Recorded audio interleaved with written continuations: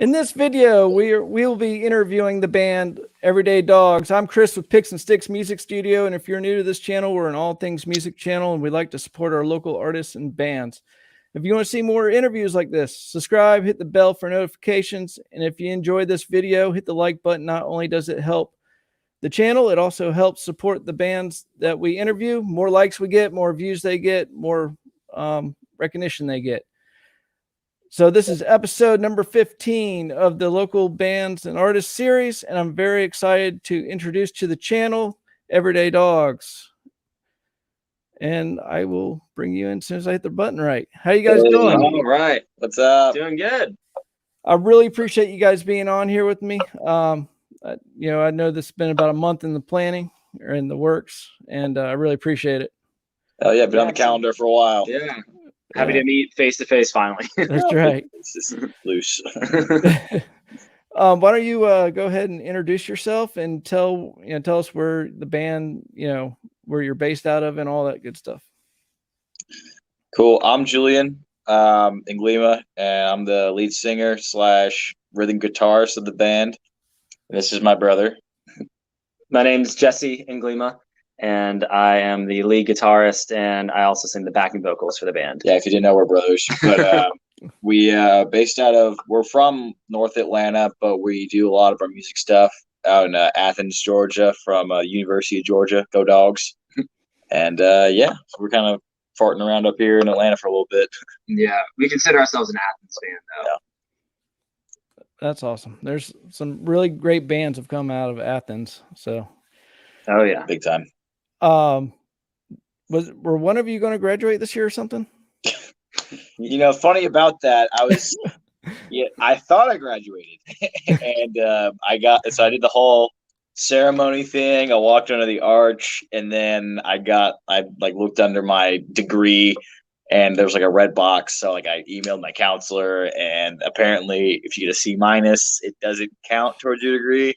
So I've got to go back in the fall for one stupid class. So I got to take a victory lap. That's all good. It all happens. And I should have put that in the questions and tried to blindside you with that. I was reading up on you after. It's a touchy subject. Now we get one more season of tailgates to party it up in Athens with the band a little bit. So I'm not complaining really. Yeah. Besides the whole, graduation thing. Yeah, that's bad. Don't get wrong, but I'll live. Scott's our moderator. He's usually probably 90% of the time he's helping out with this interview thing, and he's saying please ask some questions in the chat. The band will get those answered. Yeah. Hi, Scott. Hey, Scott. Hey, Scott Reeves. So how'd you come up with the? I read, I know, but let's let our listeners know how you came up with the band name.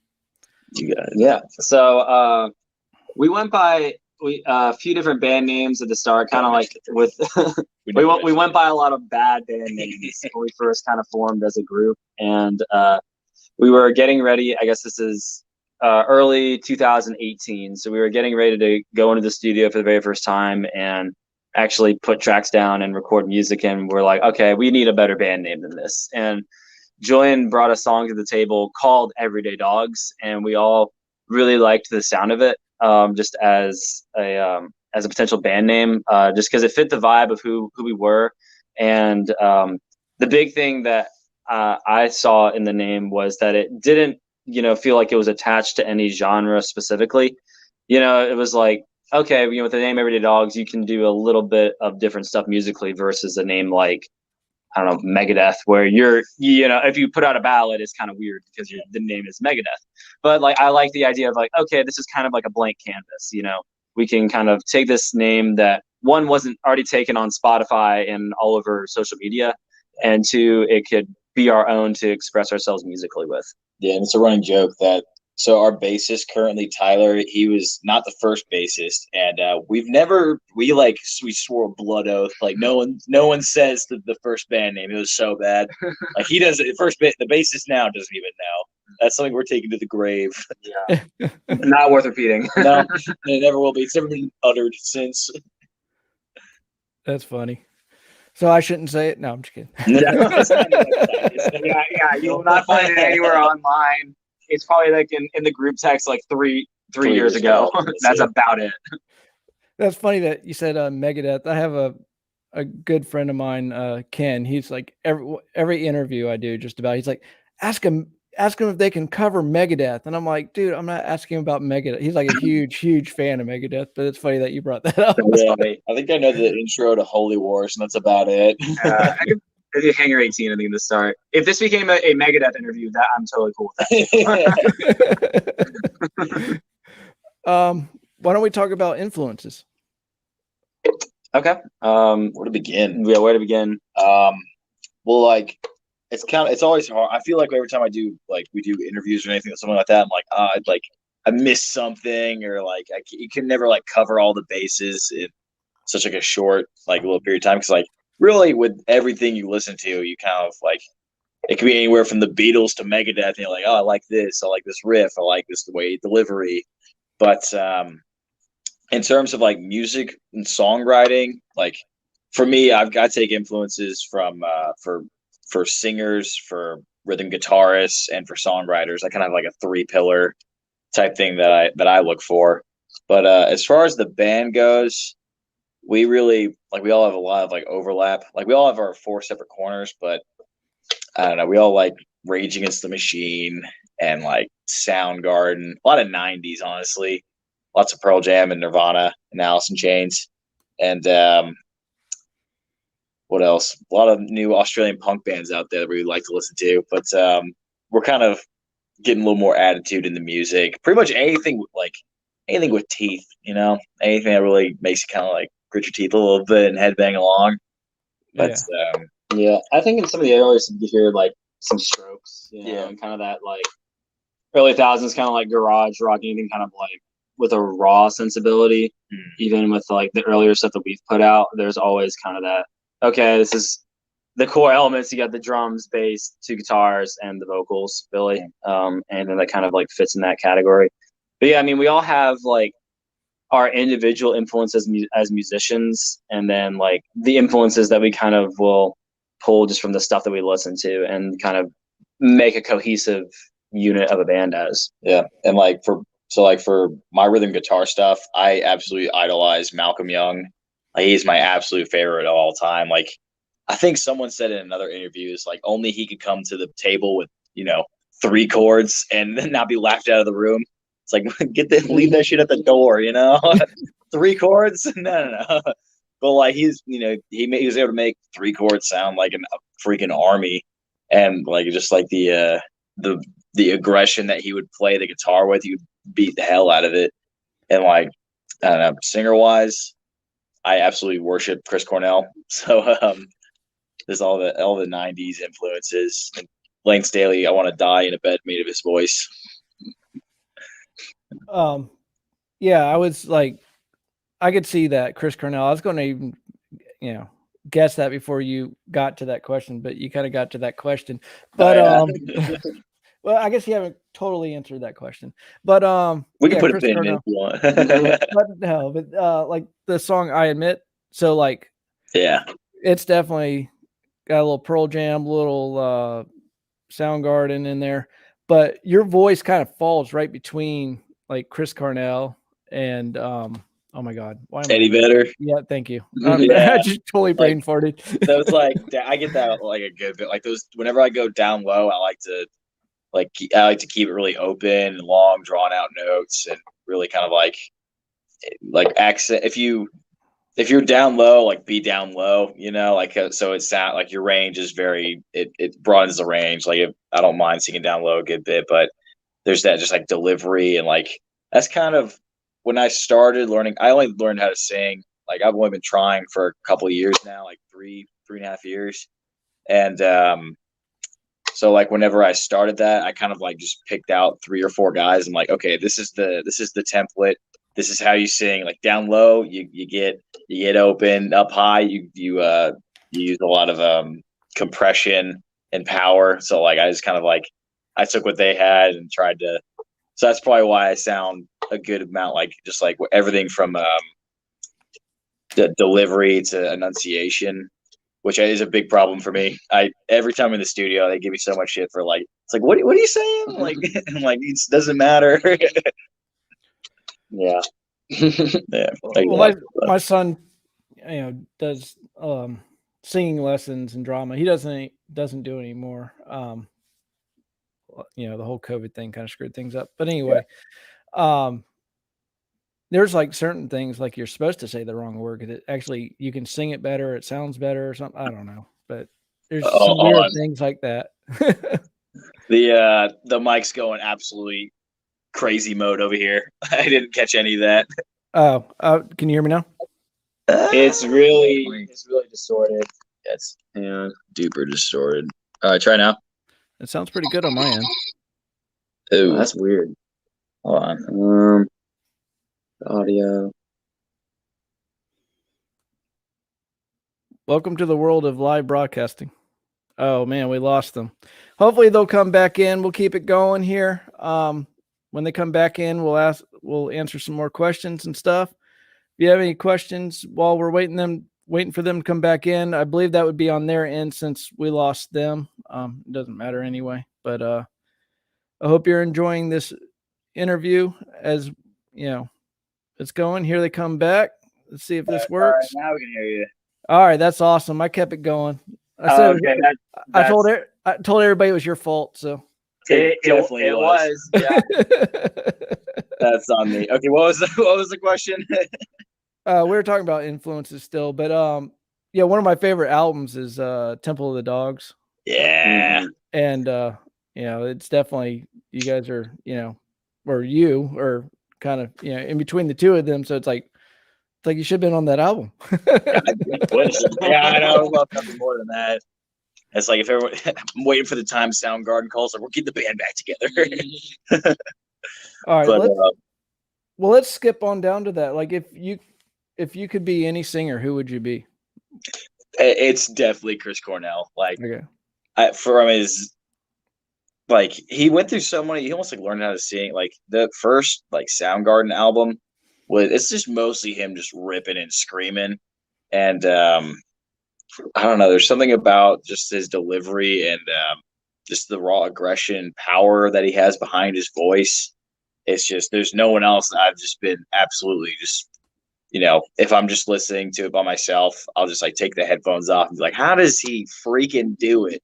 Like I'll have to stop because like, there's some singers now. It's like, okay, I get you. He's just, screaming because like you could tell like, with Kurt Cobain, he's just, as loudly and aggressively as possible to get those notes. But like with Chris Cornell, it just sounds so natural that it sounds like he's not even trying to get these high notes.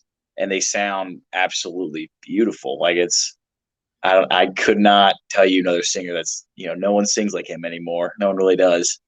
But yeah, he's kind of a one of a kind. There's not too many. You got singers that have that unique voice, and you could just tell it's them. It's pretty special. Yeah, and like everyone and their brother wants to sing like Robert Plant. Like you have the whole Greta Van Fleet guy. Yeah, who sounds a lot like him, but which power to him. Like if you could do that, go for it. But like I love Robert Plant and all, but there's just I don't know. There's something about like if I could, I think you kind of hit on the head. I kind of wish like I want to take stuff from because I love the way Eddie Vedder sounds way down low, like that, like long drawn out type delivery, and I love the way Chris Cornell sounds up in the stratosphere. And then I love the way Lane Staley sounds like right here in the middle. So if I can just somehow get in these three places, that'll make me happy. Yeah. If you could play any venue, what would it be? Ooh, that's a good question. Red Rocks. Red Rocks. Red Rocks. It'd just be so cool to look at the mountains. Yeah. I don't know. It'd be fun to play. The big Wembley Stadium or something like that. I could handle that kind of pressure. You kidding me? There's that what is it, the Foo Fighters concert video where it's just Dave Grohl just like running down that runway that's just 1,000,000 miles long. It's just man, I'm pretty sure he just breaks down in tears by the end of it because it's just so overwhelming. That would be really cool, but I'd probably have a heart attack before I did something like that. Just don't fall off the stage. Oh yeah, Dude. that's true. Yeah. But I get Red Rocks a lot. I that's one of my repeat questions, just because it's always interesting to see what people say. But they usually say Wembley or Red Rocks, and Yeah. Well, we already played the 40 watt. Like in Athens, that's the George Theater and the 40 watt. Those are the big ones because like all I think the Strokes have played the 40 watt. I think Nirvana played there too. Like it's kind of like a rite of passage. I guess it was really cool being on that stage. Honestly, there's a couple fake Kurt Cobain signatures in the back. You can never tell which one's which, but Yeah. I was going to ask, sometimes I'll ask, say if it's a Georgia band, I'm like, what's your favorite in Georgia? And I saw that you played everywhere here. So I was like, kind of, at least all the good places. Yeah, all the hits, Yeah. So, like Atlanta, think of it. Jesse, let's get back on to influences. What are some of your influences on guitar? Yeah, tell Yeah. them. So like I always say that my three big influences are Tom Scholes from Boston, Slash, and Randy Rhoads. And I think it's just they all just have that one. They all have like really well defined tones. Like you can just hear a single note and know, okay, that's Tom. Okay, that's Randy. And they're all like super strong melodic players as well as fast, but they're not very fast melodic blues based stuff that's not necessarily like shreddery, if that makes sense. I just love that balance between having just a great sense of melody and good phrasing, like you can just sing the guitar solo, as well as like being like, okay, I can play fast too. I can play a lot of notes. I can just burn through some stuff without it sounding mindless.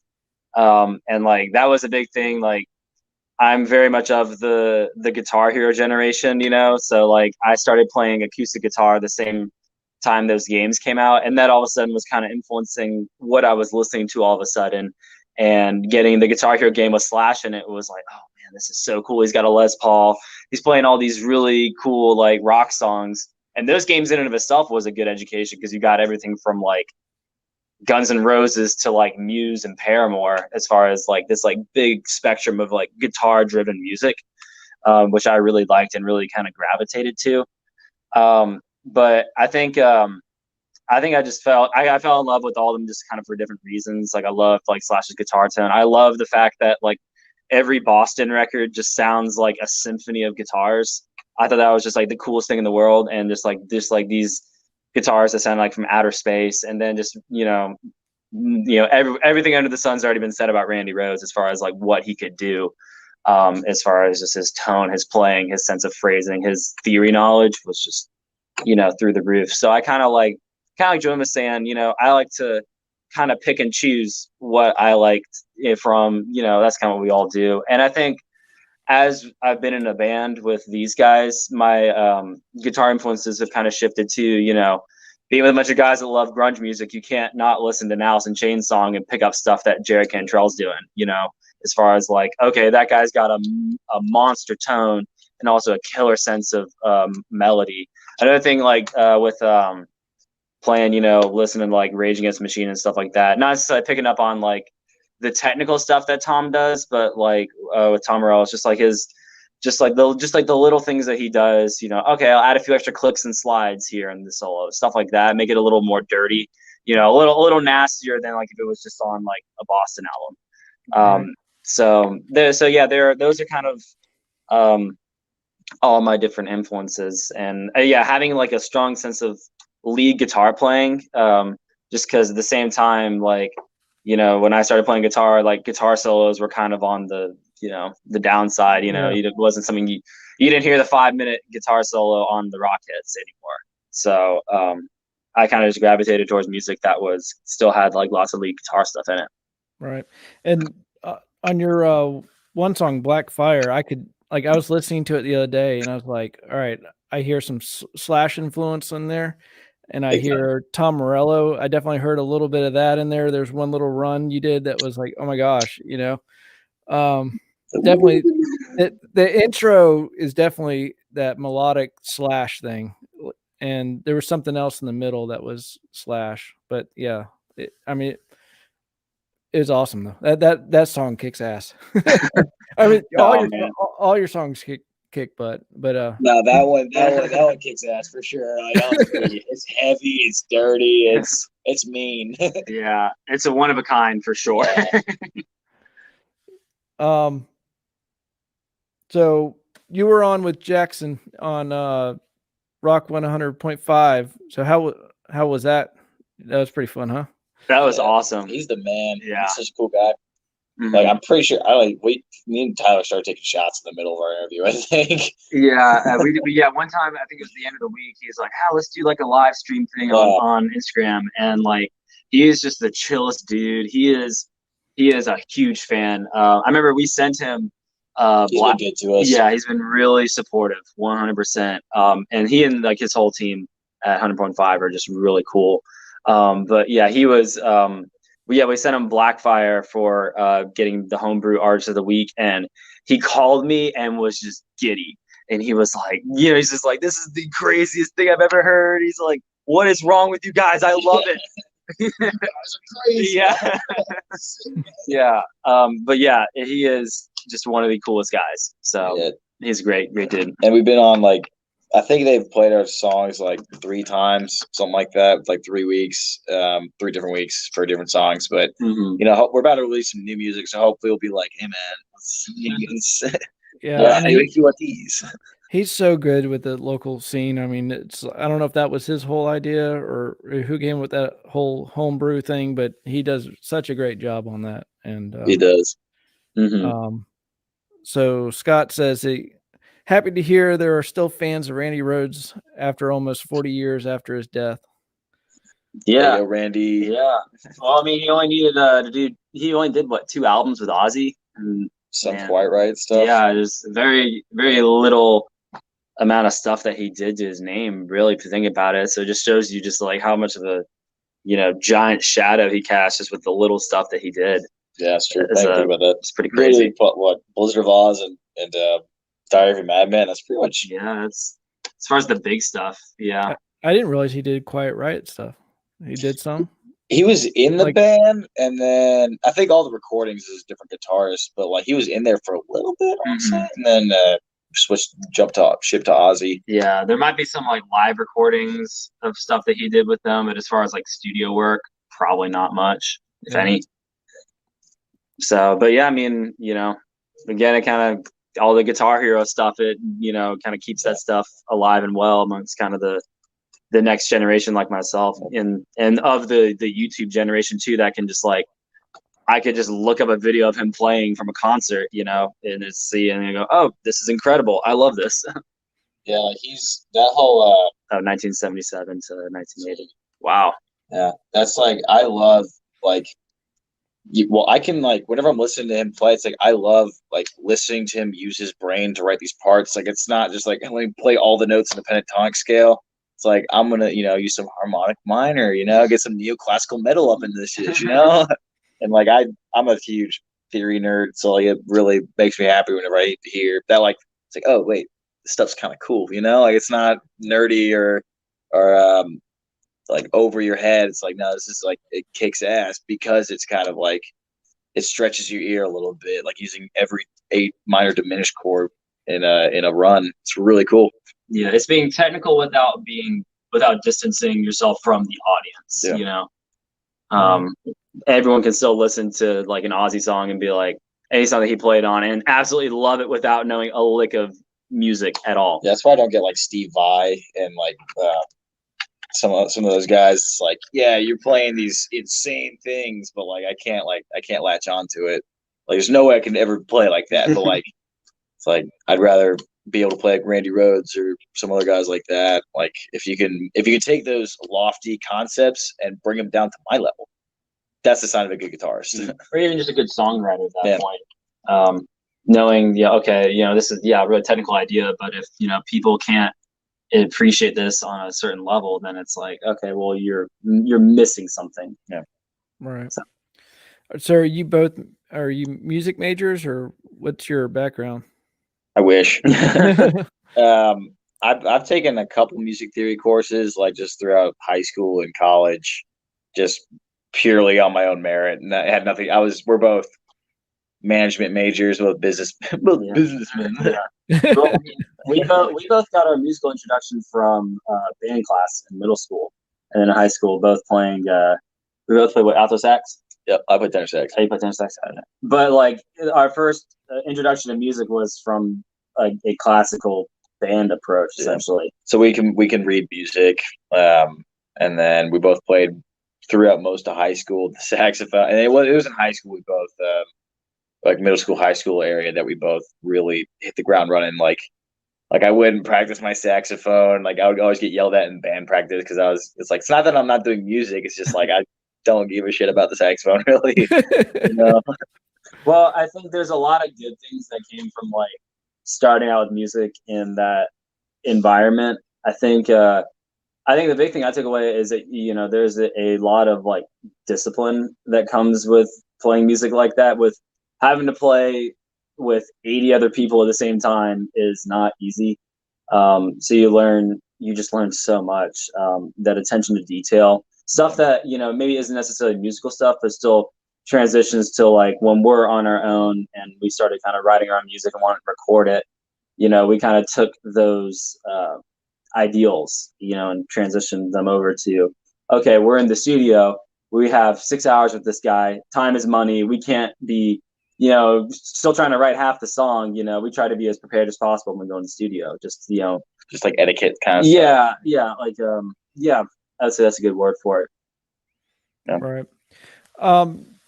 What's been positive about the pandemic in your music careers? Well, so first of all, like we did this tour thing, but so we had our first drummer was Gregg, one of my buddies. He's an absolute monster on the drums, and then he quit a couple years in, and then we got this new guy named Johnny Bayman, and he was an absolute monster on the drums. And then he quit, and then Johnny quit like a week before we were supposed to go on this like tiny little tour thing, and so we kind of didn't burn a bridge with our first drummer, but like, yeah, we were not on good terms. So like I took a phone call out of the blue, like, hey man, how you doing? Like, you want to come on tour for 2 weeks? And he was like, yes, I've missed you boys. So we got to and after that he rejoined the band. So that was a big part because, like, you know, I want to have 4 guys, ride or dies in the band. But so that was a big one. And also it gave me way too much free time to write some tunes. So that's maybe a good or bad. We went to some weird places when we were writing stuff just because like I got way too much time on my hands. You get really experimental and kind of like there's also no way to like beta test these songs because like usually whenever we write songs, like we usually have we used to have a gig within the week to kind of like we can kind of test it out in the waters and see like, hey, this one just did not work, you know, or maybe it did, but this is a time where it's like, okay, we got to trust our gut a little bit on this one and make sure it's like how really good of an idea is this? You get to be your own judge and jury. We've had some bad ideas. I've had some terrible ideas. Hey, I mean, I was, you know, interviewing Last Chance Writers, and you know, their is it Duet. He does a lot of their writing. He's like every like, you know, 20, 30 songs. It might have been more than that. You get like one good one, you know, and so just keep writing and, you know, keep weeding it out.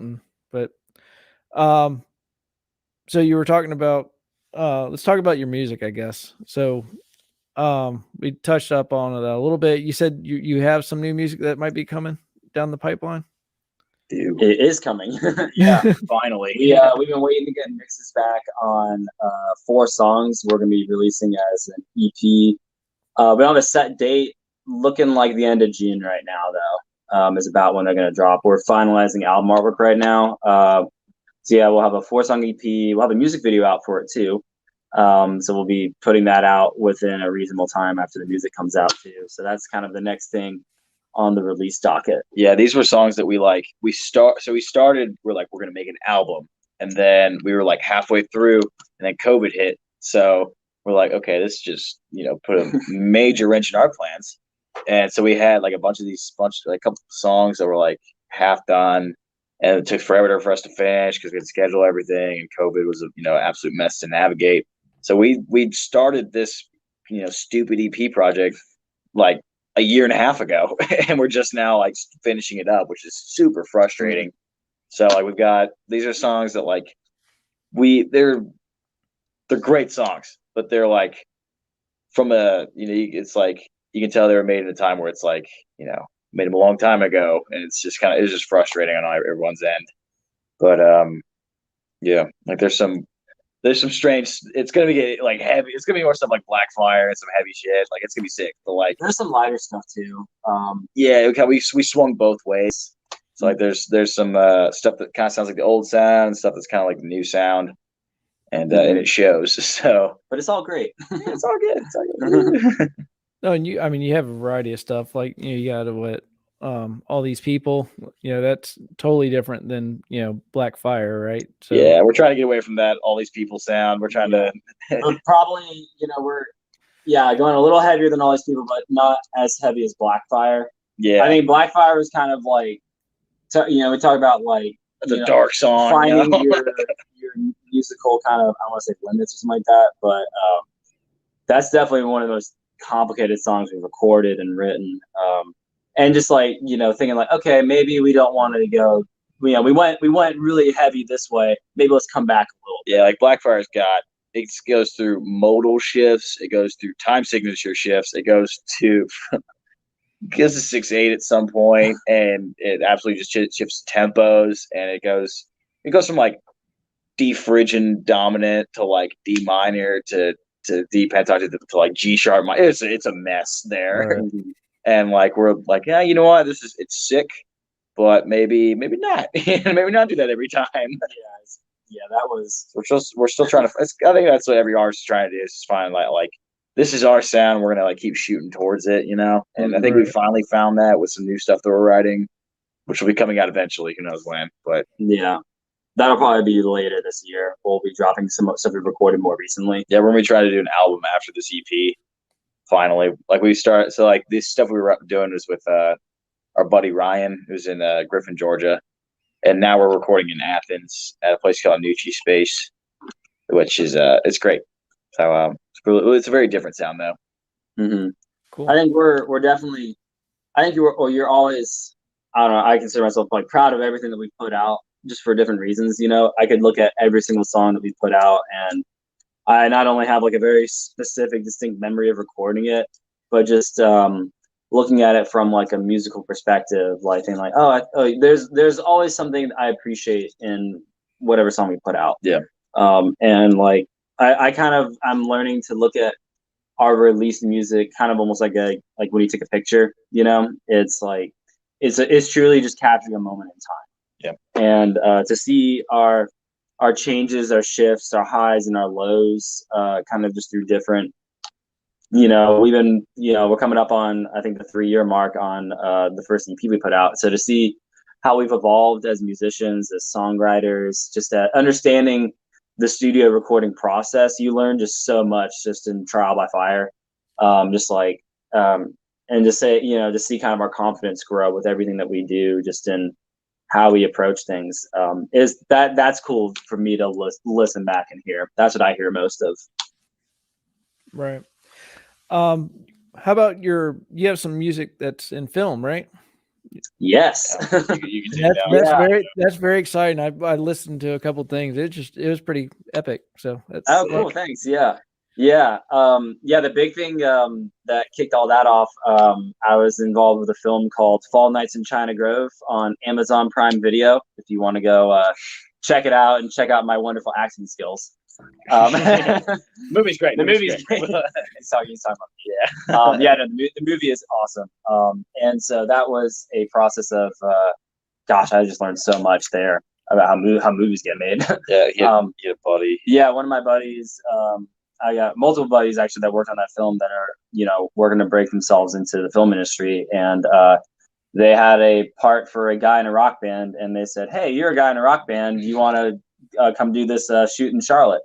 And so audition tape, and 6 months later, I spent 6 months working on the film. And one of the things they wanted, they, obviously knew about Everyday Dogs and the band and stuff. They're like, "Hey, it'd be really cool if, is it okay if we use like your band's music as the band in the movie's music?" And I was like, yes, that would be really cool. So it was fun getting to shoot a fake music video for Nevada for the movie. That was kind of a crazy thing. It was just kind of cool to see the music that we'd written kind of take on a completely different life of its own. You know, all of a sudden, like when we were recording all those songs, it's like we had no thought of like, oh yeah, this will be music for a movie and a band in a movie that this is their song, you know. So yeah, I learned a lot, and it was really cool to see kind of how music tells a story. You know, how like our music can help them in that way. And since then, I've actually gotten to connect with a few other just like independent filmmakers, reaching out to them and kind of forming a relationship and having them use our music in their projects. Just is it's cool to see kind of that, you know, not necessarily a what's it called, like a hey, listen to our stuff. It's like, hey, let's help tell the story, you know. And that's really how filmmakers see music. It's like as an aid to their story. So it's really more of a hey, let's help each other situation. Let's kind of work together on something. So it's kind of cool to be on that collaborative side with filmmakers. And I learned a lot just from having worked on the Fall Nights film to kind of talk a little bit of that language and understand that world, not to an expert level by any means, but at least enough just to establish some relationships with. Yeah, it's a good experience. Mm-hmm. So let's talk about your writing process briefly. I know, I mean, that could be a whole nother video, but yeah. Oh man. But it sounds like you guys kind of bring the ideas, and then together the band kind of makes it work. Yeah. So like for the most part, it's me and Jesse will do about like I do the bulk of the writing. Jesse also does give like let's say like 70-30, something like that, somewhere in there. But usually how it works is I will never write lyrics first. Like I'll be, you know, messing around the guitar and kind of like stumble across. I was like, oh, that sounds kind of cool. Whether could be anything from a chord progression to a killer riff to a dumb sound or noise, and I'll take that and run with it. And usually like the first riff usually that usually never gets used. It's usually like, okay, this riff sounds cool. It leads straight into this part, and that's the part that usually, or like usually like a third riff. I usually say is the one that usually gets used. But yeah, I write like every time I pick up a guitar, I'm trying to write something. Like it doesn't matter if it's, you know, that's the thing. It's like it's never gonna be 100. You're never gonna shoot 100%. It's usually gonna be like, okay, the 20th riff, that's the one, you know. But yeah, like recently it used to be to just, you know, I've got this cool song idea, we're gonna run with it. But in the recent, like, I think one of the lessons we've learned is like our music is, for better or for worse, it is kind of all over the place. You have all these people in Blackfire, like those songs are very different. So like we found like one song that's new where we're like, okay, this is a song we all like for different reasons, but we all like this. And we're like, why do we like this? What's the vibe for this song? And now I'm like, okay, this is the new sound, and now I'm shooting towards that. So like I'm trying to be a little more accurate and a little more calculated with my songwriting, so we can all be on board. And like, because it's tough to get four guys in the same room on board with the same song, because everyone's, you know, picky. I'm a pain in the ass, he's a pain in the ass. We go at it constantly. Like whenever we're writing, it's like, no, it needs to be this note or this riff, you know. We both have a tendency to pick hills to die on. Yeah. When it comes to anything related to some of the songwriting, it's like, I think this chord should be on beat 4. No, I think it should be on beat 3. And then no one will give way on anything. Yeah. And it just turns into a shouting match over a beat in a chord. Yeah, granted, no one else is gonna fucking care about it. But I mean, that's the way it get. Like, that's pretty much, that's how you get good shit. You know, it's like sometimes it comes out.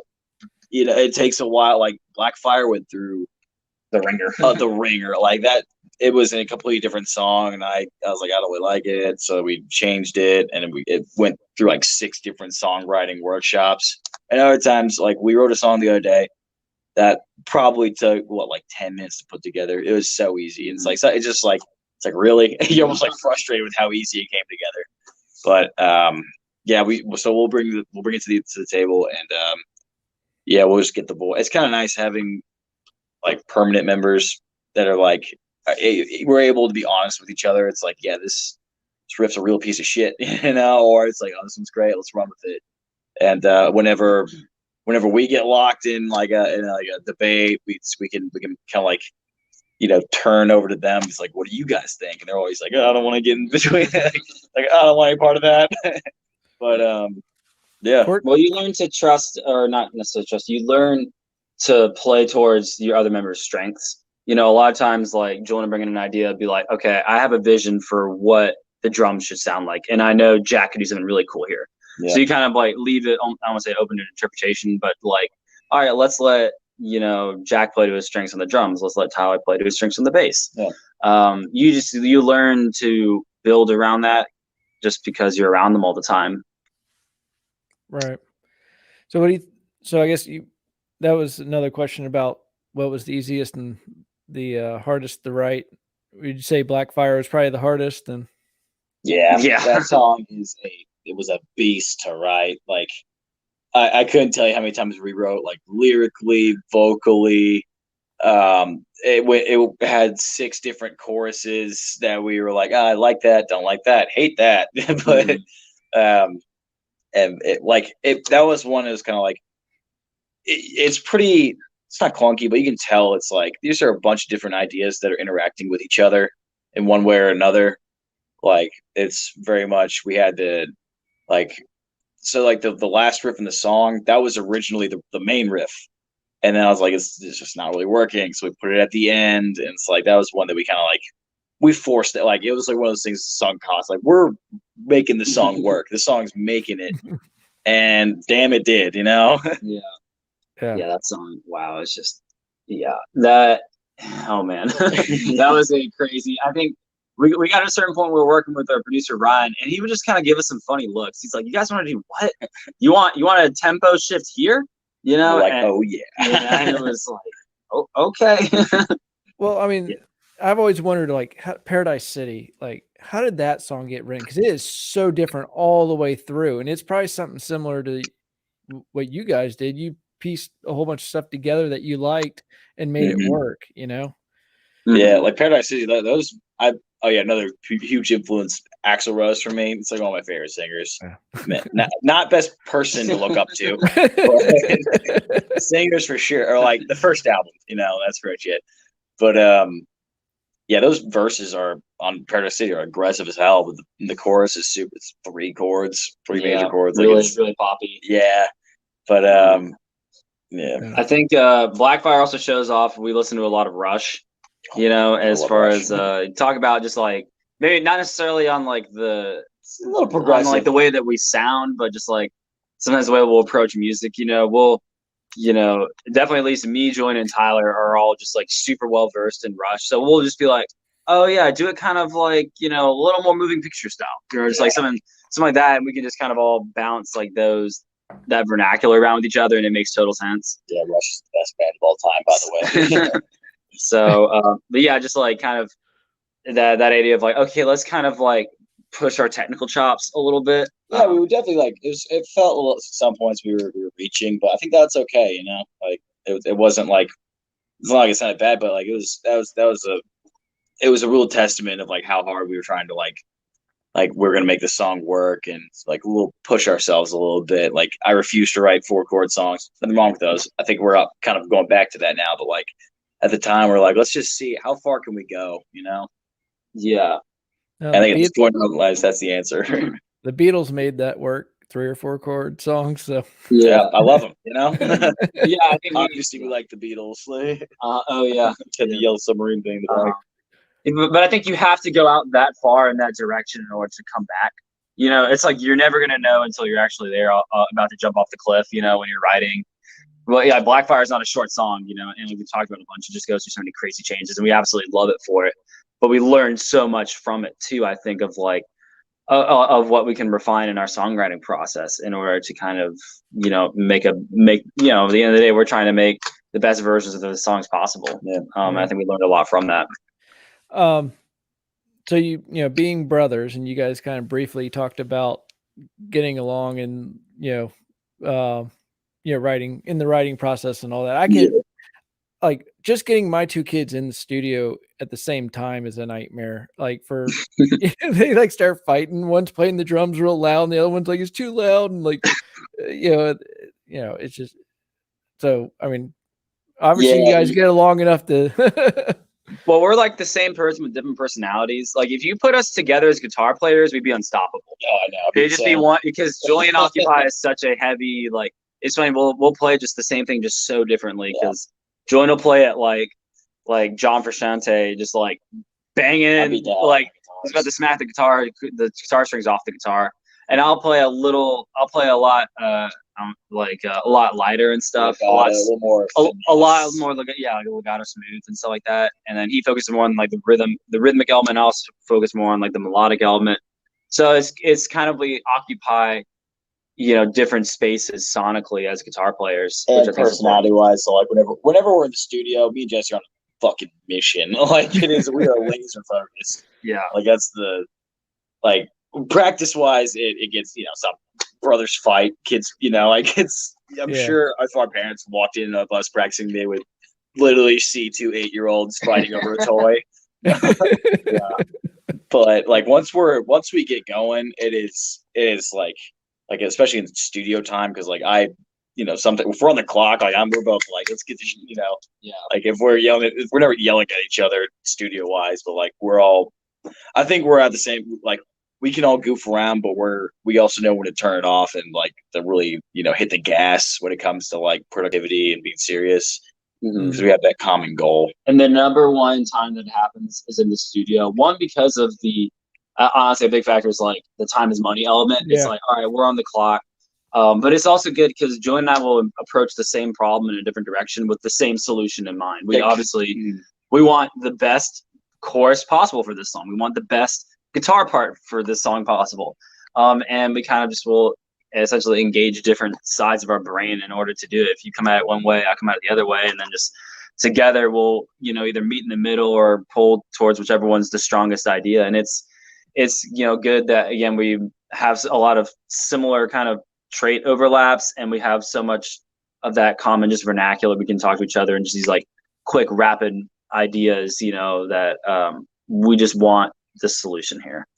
And again also just like we learned a lot just in our different studio experiences. You just every studio is different, every producer is different, every experience has been pretty radically different from the other, and then all that just makes you a stronger musician and a stronger writer and knowing what to do when you're on the clock. Right. What do you think your favorite songs are of yours?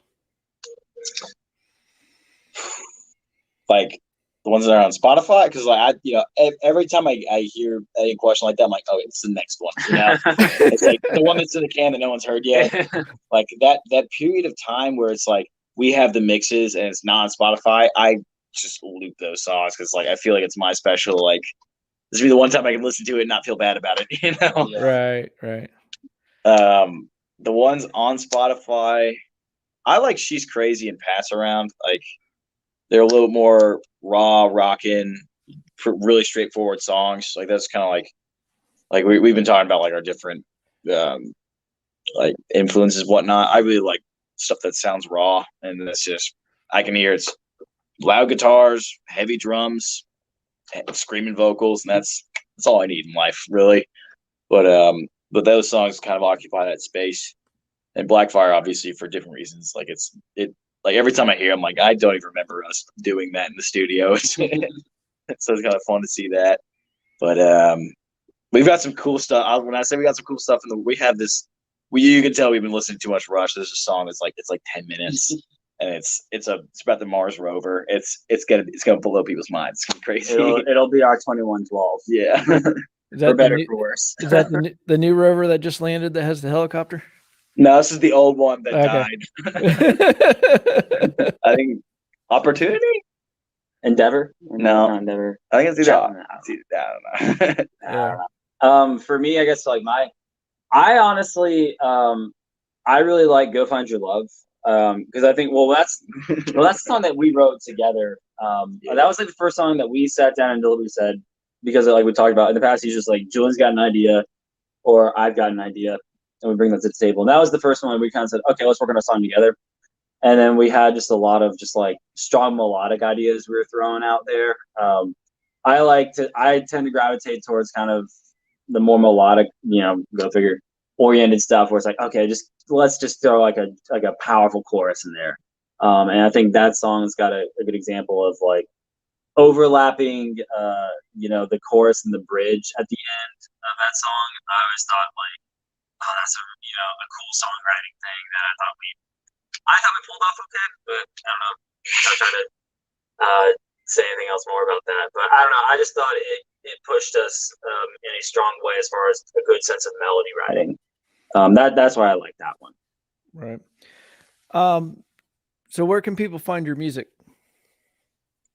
Anywhere and everywhere that digital music is found. Yeah, you name it. Spotify, Apple Music. We got all the goods. Yeah, I don't think we're on Tidal. We might be on Tidal. We might be on Tidal. We have pretty much any and all major digital platforms. YouTube. We are got all of our music on YouTube. Yeah, Apple Music, Spotify. If the iTunes library is still existing, we distributed our music to it. So, pretty much Amazon as well. All of our stuff's on there. Yeah, your YouTube channel is pretty entertaining. It's got, I don't mean that in a bad way. No, I must have listened to like 10 or 15 videos on throughout the week, just trying to get to know you guys and stuff before we started this interview. That's awesome. A lot of cover stuff on there, and you have some of your own stuff on there, and so it's a lot of fun. We're doing a bunch of like, we were supposed to do a cover a week for 6 months, but I had finals and now we kind of stopped. Mm-hmm. But so a lot of acoustic stuff, and we're not video people. I wish someone in the band was like a video person so they can be like, really savvy with that. But we're just not. No, it's hard. I don't. Yeah. People have some major talent when it comes to that. They know the angles and all that stuff, and like what looks good and what doesn't look good. Seems like everything I shoot doesn't look good. Yeah, I feel like no matter what I do, it's just not good. It's just bad. Yeah. The YouTube algorithm is a conundrum as well. We have not figured that one out. That one's that's a whole other animal right there. Yeah. It's tough. I mean, I've been doing this 2 years, and I'm like up to 124 subscribers or something. It's like, wow, this is. They say the first 100 is the hardest. Yeah, that's true. Yeah. Yeah, every little bit. You have any upcoming shows? Yeah, this upcoming Saturday, we will be at Monkey Wrench Brewery. That's May 29th from 6:30 to 9:30. We'll just be kind of hanging out there. That's we'll probably be doing a handful of covers for a gig like that. But that's the most recent thing we got on the docket. Yep. Awesome. Why is this not working? So I have your website up, and if you go check out their website, they have press and music, and their social media links are on there. They got everything on their website. So there's some great stories. This is where I got some of my background about them is on their website. So go check out their website. Let's go. It looks clean, dude. I haven't looked on the website in a while. Yeah, look at that. Yeah. But and also down in the description there are I have links for you guys down there, and whoever is watching this wants to check their stuff out, it's down in the links. Totally forgot to say it in the beginning. I wrote in big red letters here on my page over here about timestamps. This will be timestamped. That way you can jump around in the interview. It's a little late now. Sorry. Surprise. Anything you guys want to add or plug or anything like that? I think we got the gig coming up next week, and we got the new stuff coming out soon on Spotify, probably by the end of June. So keep an eye out for that. Mm-hmm. Follow us on Instagram. We're at Everyday Dogs Music on Instagram. We're on Facebook. We're on Twitter. Follow us on Spotify. That helps us out a ton and a half with that, and then also Apple Music too. So yeah, just help us. definitely check out their YouTube channel. Go subscribe to it and stuff. It's definitely has some good covers in there. You guys did a good job on a couple of those big time. Thank you. Thank you. So yeah, well, I appreciate everybody watching this, and thank you for being on this interview with me, and looking forward to hearing this new music that's coming out. Hell yeah, thanks for having us. Yeah, thank you so much, man. This is a blast. That's so much fun. Yeah. All right. Well, thanks for watching again, guys. Have a good night and go straight home.